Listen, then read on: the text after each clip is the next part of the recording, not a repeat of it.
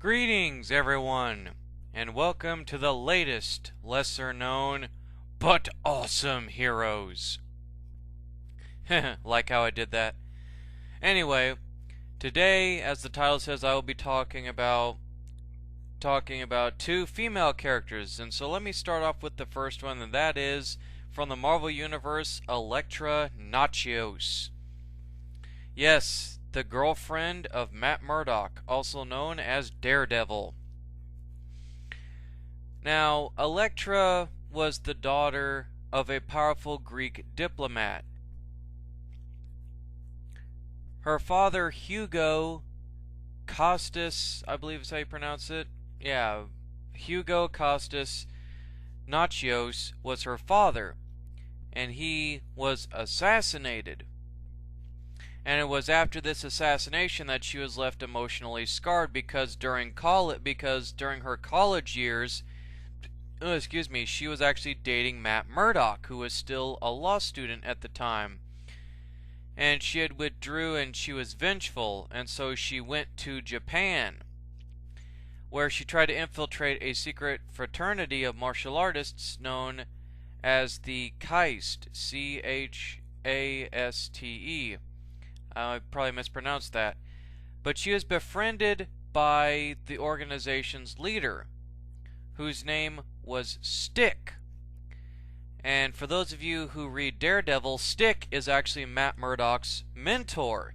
He is the blind martial arts master who taught Matt Murdock all of his martial arts skills and how to properly attune his senses. However, Elektra would horn her fighting skills, but Stick, however, sensed her great hatred for the world and asked her to leave. Determined to actually prove herself, she infiltrated the Hand. However, they were wise to her Hand, and they tricked her into killing the sensei with whom she had studied with before Stick. However, she would still continue to serve the Hand, and she would become corrupted by their ways. Eventually, she would, however, rebel against her handlers within the Hand and flee Japan. And later on in her life, Elektra would work as a bounty hunter and assassin for hire. And she would undertake a contract in New York where she would cross paths with Daredevil, who she would later learn was her ex-flame in college, Matt Murdock. And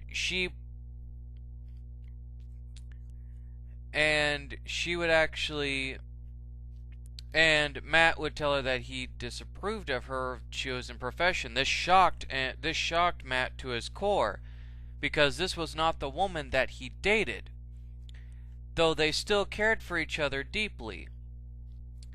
And from this they would fight not only the Hand, but then the Kingpin would actually hire Elektra as his chief assassin. However, she would repeatedly clash with Matt more than once. However, it was during a contract when she was to kill Foggy Nelson, Matt Murdock's best friend, that Elektra stopped. She stopped the contract. However, this would infuriate the Kingpin, and he would actually hire Bullseye to come after her. And Bullseye, who had already heard of Elektra basically taking his place, was not happy about this, so he was looking for the opportunity to actually knock off Elektra and prove that he was the greatest assassin there was.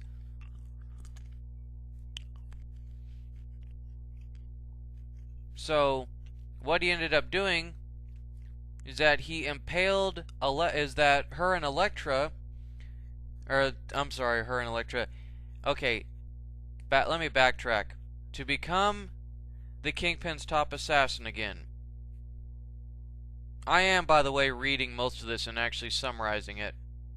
Just so you guys know.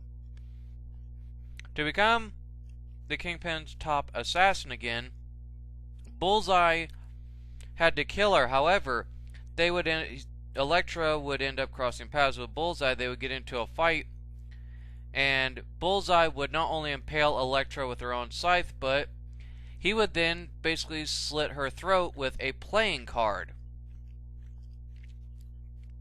And she died, unfortunately, in Matt's arms. However,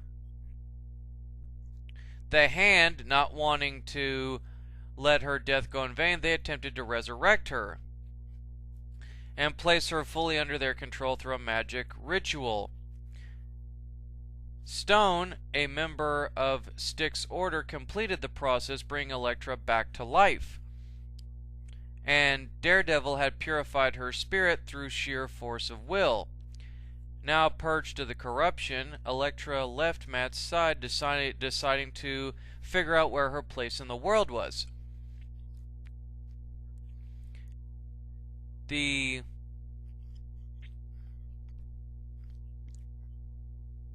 However, a group called Snake Root, which was a part of the Hand, managed to get her essence through a man called John Garrett.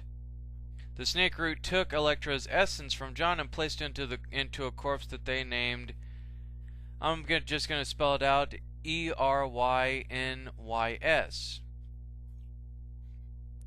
And that it was tasked about the about-face virus for the Snake Root in order to the merger of the corpse and Elektra's essence. Basically, they created this, I guess, like doppelganger, or this like special undead assassin.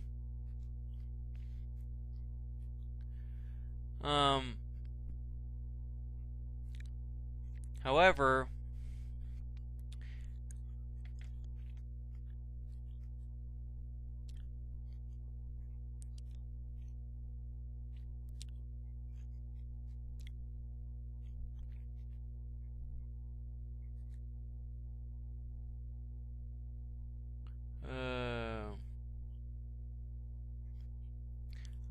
and then basically, of course, with the help of Daredevil and many others, she defeats this thing. The Hand, under control of Hydra, like associate or master Gorgon, would attack both Wolverine and Elektra, placing them under their service. Elektra assumed control of the Hand at this point. And then Elektra would be replaced by a Skrull who took over the Hand, with the goal was to attract the attention of the heroes and provoke them into discovering the Skrull infiltration. After the invasion was stopped, Elektra would emerge from a downed Skrull ship with other people who had been abducted and replaced, and she was put in S.H.I.E.L.D. protective custody. However, S.H.I.E.L.D. was replaced by Hammer, and Elektra was not dealt with well in custody. She initiated a breakout when Paladin attempted to cost a 82 million bounty on her head, and she was able to defeat him and escape. And then she would actually appear in the Shadowlands storyline to try to team up with the Hand once more, but also secretly and covertly try to get Matt back to his old self. So Elektra's been kind of in and out of the Marvel Universe, you could say. Some abilities that Elektra's been able to show: she's very proficient at hypnosis. One of her unique abilities is that she can do a mind switch. She can throw her mind into those of others.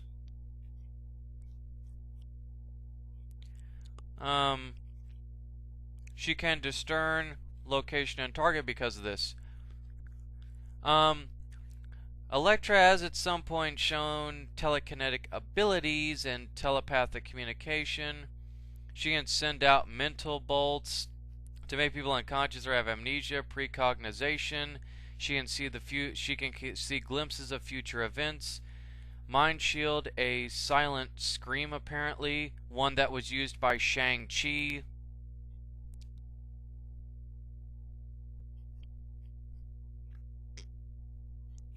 I mean, Assassin's Instinct, Master Martial Arts, Weapon Master.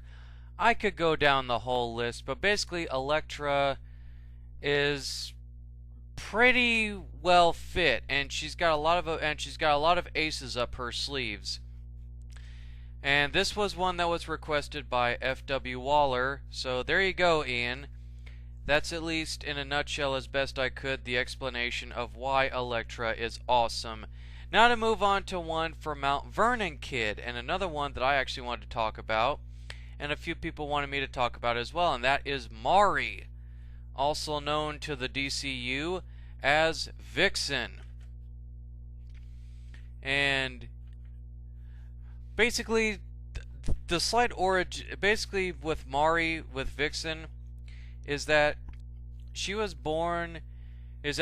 up in a small African village, and she had heard the legend of the Tantu totem from her parents. Her family is basically the descendants of one of Africa's first legendary heroes, which name was Tantu.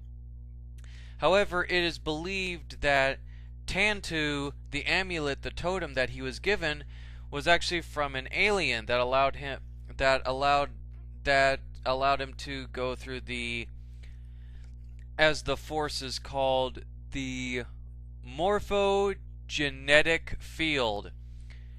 Basically, she's on the same wavelength with the animal kingdom as Buddy Baker, the Animal Man. And basically, the summarization of Mari's abilities. Basically, with this totem, what it can do is that Mari can basically use the power or attributes of any animal in the animal kingdom. So all she has to do is yell and touch the totem, at least according to the Justice League Unlimited interpretation. So she could say cheetah and touch the totem, and she will have the speed of a cheetah. If she says rhino, she can have the, when she charges at you, if she charges and shoulder butts you, you'll basically go flying because it would be the equivalent of getting hit by a rhino, and her skin would be just as tough as a rhino's. A lot of people would say that that's kind of a lame superpower, but I say screw those people, that's awesome. That's actually, I love the idea of that. I love the idea of that very much. But to get back to Mari's personal story, she grew up as the daughter of Reverend Richard Jaiwi, who was a village priest and was her sole caretaker, but poachers who had killed her mother many years ago. The Reverend himself was actually killed by his half-brother, who was Mari's uncle. And he wanted the totem, which had been in the Reverend's possession. Now orphaned, she fled to America. She set up an identity for herself as Mari Macabre, and used her beauty to become a well-known fashion model in New York. She used her newfound wealth to actually travel the world. On a trip back to Africa, she came across her uncle and stole back the totem, using its power to become the Vixen. After this, Mari would have only 2 appearances as a solo crime fighter, once fighting poachers in India, and then against the techno-psycho-criminal Admiral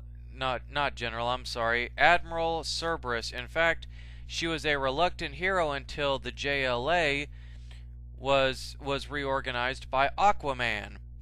She was applied for full-time League membership and was accepted. During her time with the JLA, the totem was taken from her by her uncle, who still sought its power. The totem would only grant its full power to those who could use it to protect the innocent, and it caused Mari's uncle to be transformed into a raging beast. He was killed in a battle with Vixen, and she continued with that particular incarnation of the JLA until it was disbanded by J'onn J'onzz, the Martian Manhunter. And when the League was disbanded, she returned to modeling, but a Caribbean photo session turned violent and Mari's colleagues were killed by drug smugglers. She appealed to the government, who turned the matter over to the Suicide Squad, going undercover to capture the drug kingpin Cuju, C-U-J-U, along with Captain Boomerang and Black Orchid. She destroyed the operation, but not before she lost control of herself and killed the criminal kingpin as well. Revolted by what she became, she agreed to work with the squad until her animal instincts had been curbed. She worked with the squad for some time, though it was disbanded for a year. Mari returned once again to modeling and even launched a successful clothing line. She would have a failed romance with Ben Turner, the Bronze Tiger, which made Vixen decline an offer to rejoin the squad, but sensing a chance to help the tortured Turner, Vixen reluctantly agreed to return and serve through the end of its existence. She ultimately gave up a future with Bronze Tiger, sensing that he would never admit to needing help. So then after the heyday of that particular version of the Suicide Squad, Mari would continue to do undercover work. She would be drafted for at least one mission for Checkmate, the Suicide Squad's brother organization, and she even actually at one point signed on for Barbara Gordon, also known as the Oracle's Birds of Prey. She would then go undercover to investigate a strange superhero cult where the leader was able to mind control her. The Huntress tried to help her but was nearly killed by Vixen. When Vixen regained her senses and used the stubbornness of a mule to hold back the mind control of the cult leader, she and Huntress then rescued the other brainwashed heroes. Mari may still have trouble controlling her animal side while using the totem, as witnessed when she worked alongside the Flash to stop Gorilla Grodd. She would also serve on one mission with the JLA's task force. And she would also come to Wonder Woman's aid during a battle with Cersei, and would help former JLA comrades protect Lex Luthor. And she would then join the loose-knit Ultramarine Corps until they moved on to another universe. She also managed to remain active somehow in the fashion industry. And it was during the Identity Crisis miniseries that she was at the side of Firestorm while battling the Shadow Thief, and Firestorm was impaled by the Shining Knight's sword, which the Shadow Thief had stolen. The magical sword ruptured the Nuclear Man's containment field, resulting in Firestorm's body exploding. For killing Firestorm, the Shadow Thief was persecuted by Kate Spencer, aka Manhunter, and I believe the number is 6 or 7. But Vixen would then testify during the trial. And then eventually,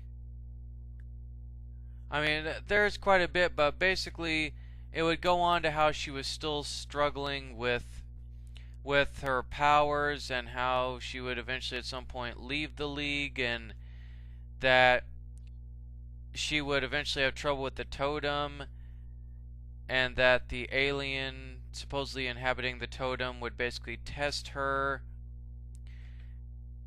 and that she would eventually return to her village to actually find the poacher that killed her mother, and that she would get justice for her mother's murder. It's pretty long and drawn out, but basically Mari, she is still a very troubled hero in the fact that she still occasionally has the potential to lose her power, to lose all control of her senses and her powers with the totem. But for the most part, Mari is a very, very strong woman. This is the kind of woman that how do I really describe Vixen in words? Okay, Vixen as a woman, she's not only tremendously beautiful, but she can fight. Make no mistake about that. Totem or no totem, she can fight. And it's that ferocity nature, and it's that, stubbornness that earns Mari a great deal of respect from everyone. whether it be fans or JLA members, etc. So, what makes Mari Macabre so awesome? Not only does she have an awesome, in my opinion, superpower, but she is one tough mofo that you never want to meet in a dark alley. And she's a very strong woman, and one that I really hope all of you will actually pick up and read.